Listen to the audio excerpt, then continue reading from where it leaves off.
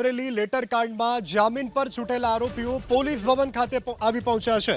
Manish Vaghasiya, Ashok Mangroliya, Jitubhai ખાતરા police ભવન ખાતે આવી પહોંચ્યા છે। નિર્લિપ્ત રાયની મુલાકાત માટે મનીષ વઘાસિયા સહિતના પોલીસ ભવન પહોંચ્યા છે।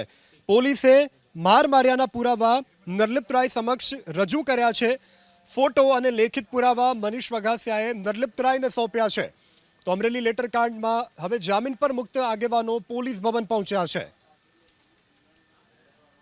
કે જે આ લોકો હતા અમને માર મારવામાં એને જેમ અમને એસપી ઓફિસમાં એમની પાછળ આઈડી પરેડ અમારી કરેલી અને પ્રેસ કોન્ફરન્સ યોજી એ જ રીતે એ કર્મચારીઓને અમારી સામે લાવે એટલે મેં એકને ઓળખી બતાવીશું કે આ એસપી સાહેબ હતા, આ પીઆઈ સાહેબ હતા, આ પોલીસ કર્મચારી હતા, આ રાજકીય માણસો હતા।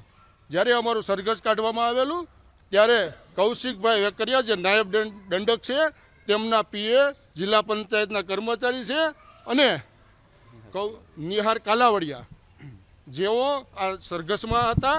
ત્યારબાદ જે અમરેલીના સાંસદ ભરતભાઈ સુતરિયા તેમના પીએ કહેવાતા દિલીપભાઈ સાવલિયા પણ આ સરઘસમાં સામેલ હતા।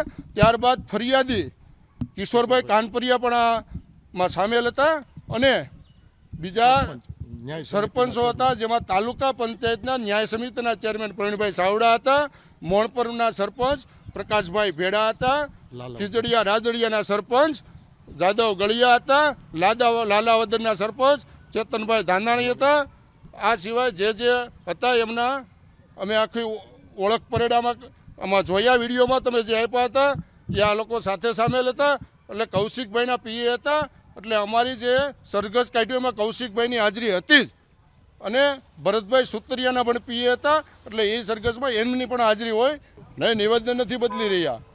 જે અમારું નિવેદન જ્યારે લીધું ત્યારે જે આ અધિકારીઓ જે માર મારવામાં હતા, જે સરઘસ કાઢવામાં હતા અને જે ઘેરે લેવા આવવામાં હતા એમના માટેનું અમારું નિવેદન લીધું હતું। એટલા માટે એમાં જે અમે પૂરું મદદ નહોતા કરી શક્યા એટલા માટે અમે લેખિતમાં પૂર્તતા સાથે પ્રૂફ સાથે આવ્યા છીએ અમે।